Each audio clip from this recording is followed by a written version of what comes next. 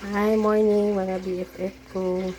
Welcome sa another episode ng kusina ng Blind Kusinera. Ngayon ay magluluto ako ng bistik Tagalog.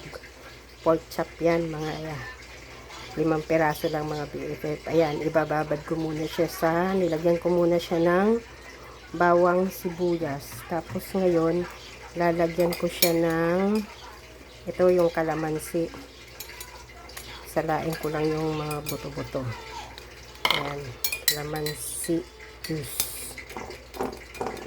Babad ko lang siya mga guys. Tapos, lalagyan ko siya ng toyo. Mantsahan na lang.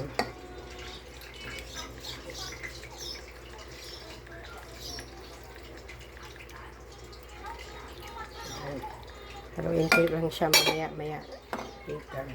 Lalagyan ko pa siya ng mga ricado. Ayan mga guys. Lagyan natin ng ricado. Paminta. Ayan. May toyo na yan. At saka konting asin. Para pambalance lang ng alat niya. Kunti lang.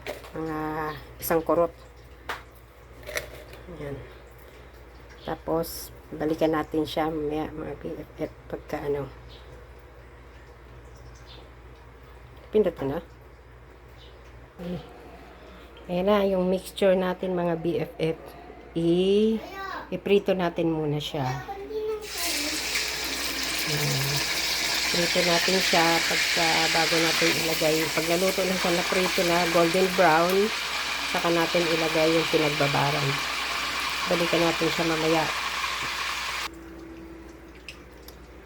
Ayan mga BFF, baliktarin na natin ang ating prito.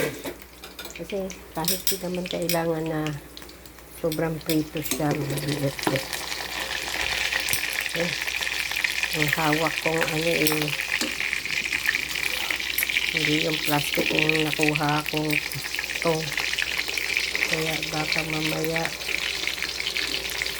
dinadahan-dahan ko para hindi dumikit sa aking kawali yung tongko kasi stainless yung tongko ano to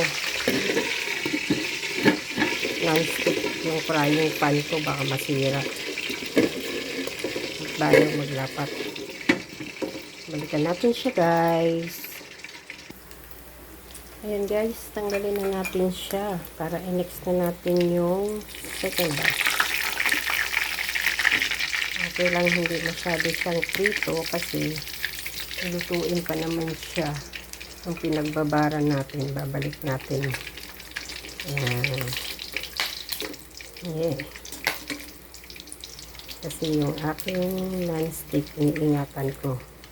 Kaya ayaw kong dumampi yung tongko sa kawali ko. Balikan natin. Isalang pa natin yung isa guys. Kaya nga mga BFF, baliktarin na natin yung second batch.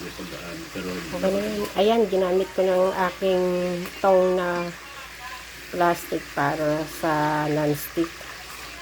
Kasi tinamad lang ako kanina. Ayan, balikan natin siya. Ayan mga BFF, tapos na natin siya iprito. Ibalik na natin yung pork chop na prinito natin ang bahagya.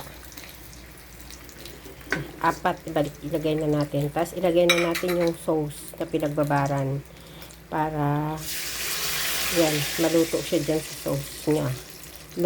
Lumambot. Kasi medyo dinagdagan ko ng tubig para lumambot-lambot siya. Ayan mga BFF, lagyan lang natin siya ng asukal na 1 teaspoon. Tapos, halo natin siya. Tapos, hintayin natin ma-reduce ng konti yung sabaw niya. At para lumambot din. Tapos, luto na yan. Balikan natin. Ayan na mga BFF, luto na ang ating bistik Tagalog. Ayan, kain na tayo. Thanks for watching sa kusina ng Blind Kusinera. Bye bye guys.